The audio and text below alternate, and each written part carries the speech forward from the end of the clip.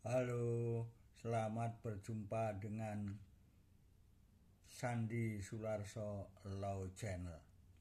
Kali ini dalam konten saya akan memuat dan menyampaikan masalah yang berhubungan dengan pertanahan, ya.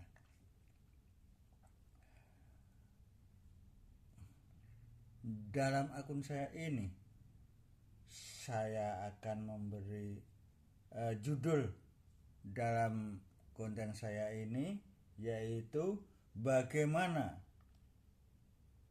cara mensertifikatkan tanah adat, ya. Bagaimana caranya mensertifikatkan tanah adat? Cara umum masyarakat ada dua pengertian. Yang pertama, tanah bekas milik adat yang menurut istilah populernya adalah girik, ya. Biasanya ini digunakan di daerah Jawa Barat dan sekitarnya. Ini banyak yang istilah-istilahnya di kelurahan, ya, atau di desa itu istilah girik, ya, bisa dipakai, ya. Selanjutnya, tanah bekas milik adat menurut istilah yang ada di masyarakat ini bermacam-macam, ya. Berasal dari tanah adat, ya. Tanah lain yang belum dikonversi, ya, menjadi hak-hak tertentu, misalnya hak milik, HGB, HGU, dan lain-lain. Tanah yang sudah ada status hukumnya secara tertulis. Kemudian hak milik tersebut, ya, dan hak guna usaha dan hak guna bangunan yang belum didaftarkan di BPN, ya, secara kuat sebagai hak milik, ya. Sertifikat tanah, ya, yang sudah disertifikatkan di BPN, ya, semuanya itu harus melalui memang BPN, ya, Badan Pertanahan Nasional, dengan syarat-syarat yang telah ditentukan, ya. Misalnya saja tanah-tanah yang sebagai syarat untuk dijadikan hak yang saya sebutkan tadi, bisa hak milik, bisa HGB, bisa HGU, bisa hak pakai, dan lain-lain. Misalnya saja yang sifatnya itu bisa bermacam-macam untuk daerah-daerah tertentu, ya. Bisa girik, bisa petuk, bisa rincik, bisa ketitir, dan lain-lain. Hak masyarakat ulayat hukum adat, ya, yang bentuknya seperti tanah titian, tanah pengairan, ya. Tanah pengairan itu biasanya, ya, di pinggiran-pinggiran sungai itu, ya, di tanah pengairan. Biasanya itu pinggir-pinggir sungainya mungkin sudah mati atau mengecil, ya. Pinggir-pinggir itu ditanami oleh masyarakat atau dijadikan tempat tinggal, itu tanah pengairan, ya. Selanjutnya, Selanjutnya ada yang tanah kas, yaitu tanah kas desa. Ya, sebagai tanah yang diurus oleh kepala desa untuk administrasi di tingkat kelurahan atau desa tersebut. Selanjutnya tanah bengkok. Ya, tanah bengkok itu tanah di mana yang mengelola itu pengurus kelurahan. Ya, bisa lurah, carik, kebayan, dan lain-lain itu diberi bengkok. Gajinya karena dia bukan pegawai negeri, ya upahnya itu dari tanah bengkok itu. Ya, upahnya dari tanah bengkok yang ditanami penghasilannya untuk hidupnya sehari-hari, ya sampai jabatannya habis. Itu digaji dengan bengkok, tanah bengkok, atau diberi dengan imbalan mengurus tanah bengkok. Jadi tanah bengkok ini tidak bisa dijual belikan. Bisa misalnya untuk diruislah, tapi harus dengan persetujuan Pemda setempat, DPRD. Ya, itu diruislah untuk apa? Ya, dipindah tempat yang lain untuk apa?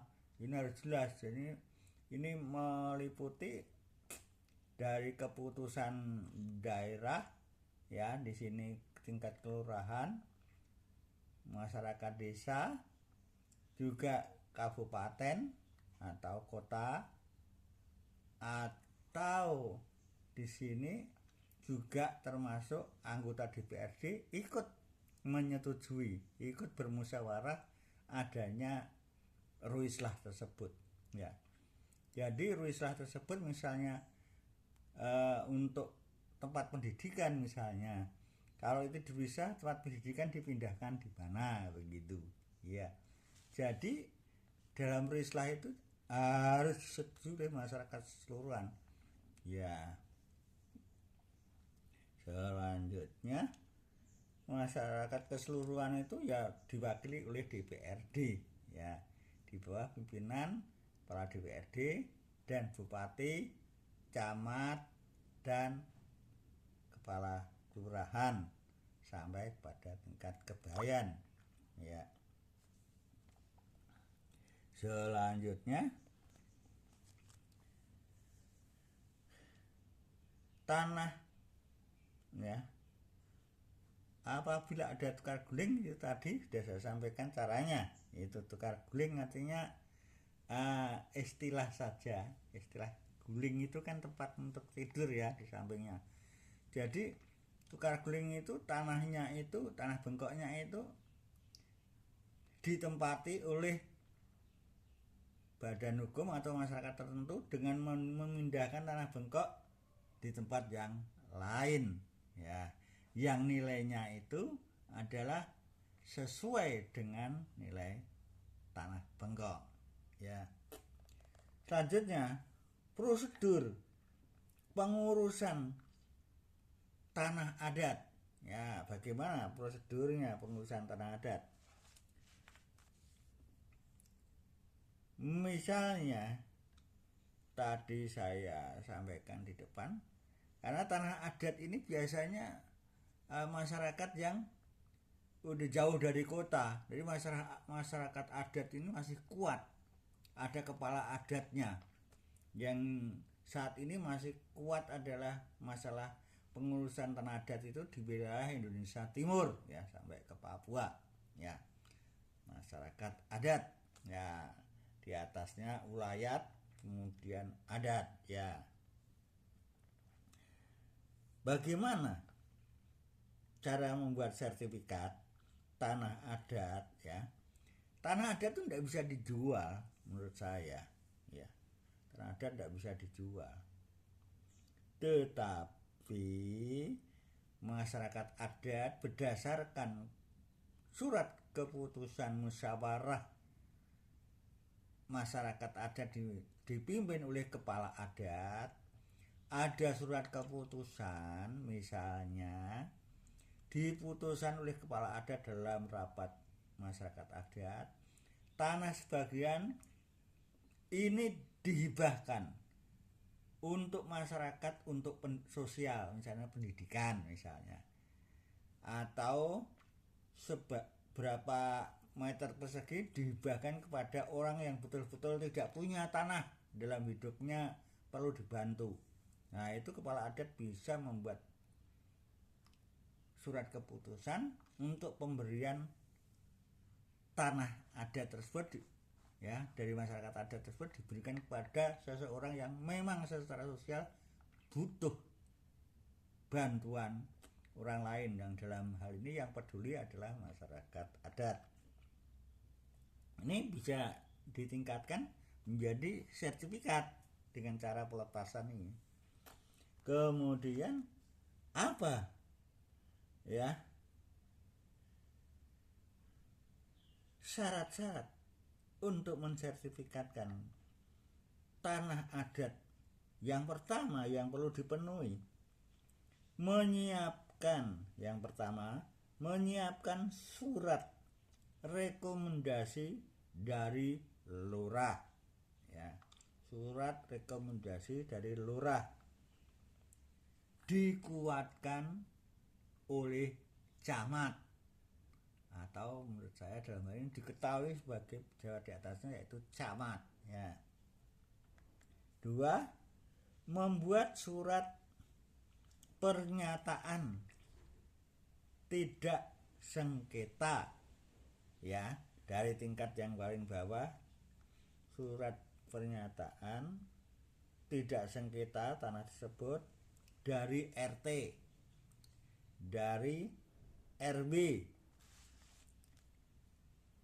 juga tingkat di atasnya surat pernyataan tidak sengketa dari lurah ya, karena lurah berdasarkan dari keterangan-keterangan dari RT RW, kemudian lurah sudah yakin, cek dicek, oke, tidak sengketa secara administratif, dengan juga dilihat dari faktanya memang tidak ada sengketa ya, selama dia menjabat lurah di situ dan saksi-saksi masyarakat di situ tidak, tanah ini tidak sengketa. Selanjutnya yang ketiga syaratnya, membuat permohonan sertifikat yang dilakukan di kantor BPN ya, setempat ya, tentang permohonan pensertifikatan tersebut. Ini ketika datang ke BPN, ke loket ya, untuk pendaftaran tanah ada formulir untuk pengisian, bikin permohonan bahwa dia akan mensertifikatkan tanahnya letaknya di mana ya, RT RW, kelurahan, batas-batasnya, juga saksi-saksinya ya, bahwa dia memang betul-betul memiliki tanah di tingkat desa tersebut atau tingkat kelurahan tersebut, yang secara adat memang dia menguasai tanah tersebut. Ini biasanya diberi keterangan deh, surat keterangan tanah adat ini dari tingkat kelurahan sampai ke BPN, kemudian bagian pensertifikatkan berdasarkan data-data tersebut untuk mengurus dan menjadikan sertifikat ya, hak milik. Kalau tanah itu tanah yang dikuasai oleh pemerintah daerah, tidak dimiliki ya, tanah dikuasai, jadi pemerintah itu tidak memiliki tanah ya, menguasai tanah ya, misalnya tanah hak gendom oleh pemiliknya orang Belanda atau masyarakat Indonesia yang terlambat sesuai Undang-Undang Pokok Agraria, terlambat konversi tahun 80 ya, itu tanah dikuasai oleh negara. Jadi negara tidak memiliki, menguasai. Kemudian tanah yang dikuasai itu misalnya ditempati oleh masyarakat dengan PP pendaftaran tanah ya 24 tahun 97, bahwa siapa yang menguasai misalnya tanah negara 20 tahun bisa bukan hak milik di situ, tingkatan paling tinggi itu HGB, hak guna bangunan ya, untuk dimiliki karena pemiliknya masih ada dari Belanda atau pemilik Hagendom yang ada di Indonesia ya. Itu Hagendom adalah tanah hak milik zaman Belanda, jadi dikuasai oleh negara. Kemudian masyarakat Indonesia yang menempati sesuai dengan waktunya itu dia memiliki nggak bisa tanpa ada pelepasan dari pemilik Hagendom, tidak bisa tanpa ada yang melepaskan pemilik Hagendom pada orang tersebut, tidak bisa dimiliki.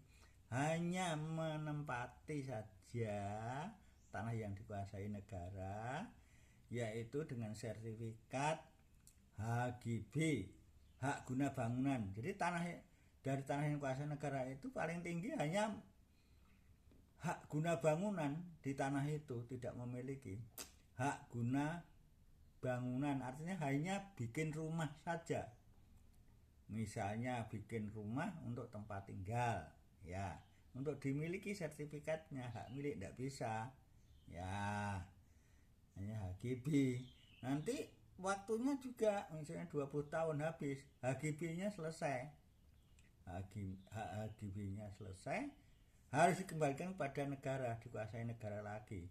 Nanti kalau pemilik Hagendom mengurus sertifikat, maka pemilik Hagendom itu harus mengganti kerugian kepada yang pernah membangun di tanahnya Hagendom tersebut. Bangunan rumahnya harus ganti rugi ya, gitu. Selanjutnya yang keempat, menyiapkan surat kuasa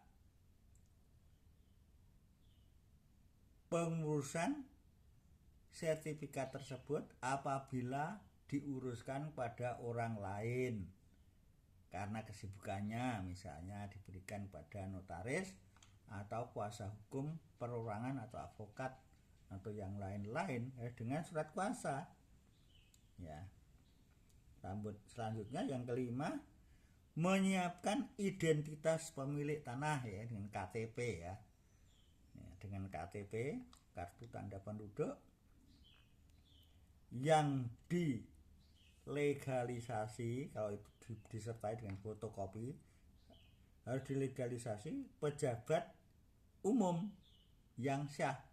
Kalau KTP ya lurah, camat, bisa bagian kependudukan ya, untuk dilegalisasi.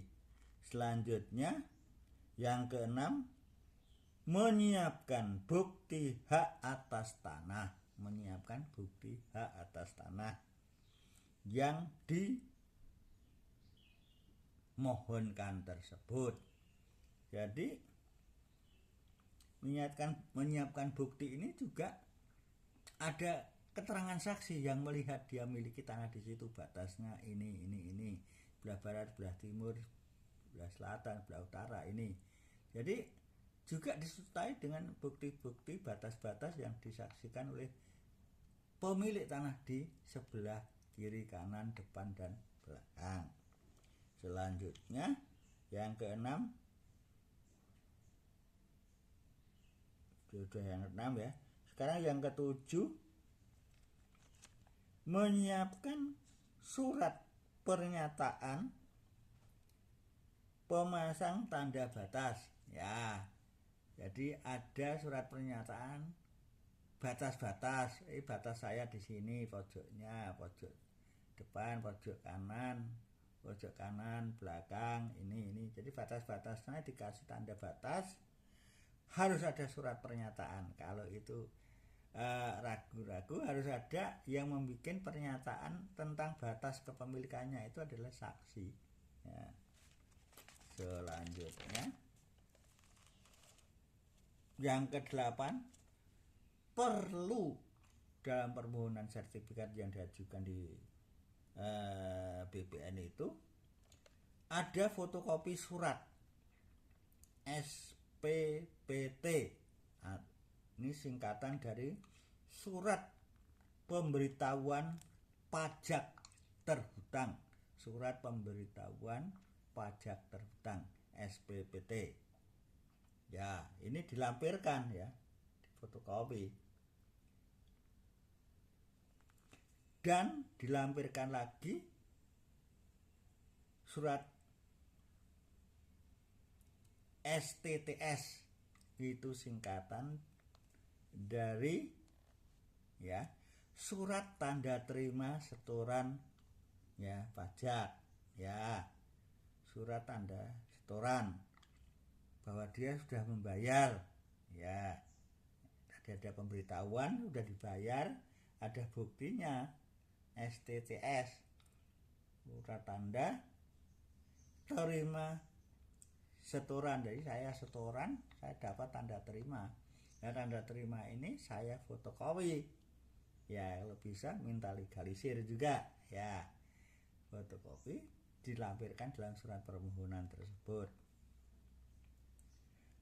Kemudian yang ke-9, disertai juga PBB, ya, atau pajak bumi dan bangunan telah dibayar. Jadi ada bukti PBB yang telah dibayar. Ya, ini biasanya bisa membayar lewat kelurahan atau bisa membayar lewat bank. Kalau di yang sudah ada bank pembangunan, biasanya di bank pembangunan daerah atau di bank-bank lain swasta atau negara bisa menerima pembayaran PBB. Yang penting ada bukti tanda terima sudah membayar PBB, dilampirkan kepada permohonan sertifikat tersebut. Nah, baru syarat-syarat ini lengkap, nanti dari petugas BPN akan cek recek. Kalau sudah lengkap maka akan diproses pensertifikatan itu, yaitu ada petugas yang mengukur di lapangan tentang tanah yang diajukan pensertifikatan itu, ya. Nanti keluarlah surat ukur, ya, surat ukur atas nama siapa, batasnya ini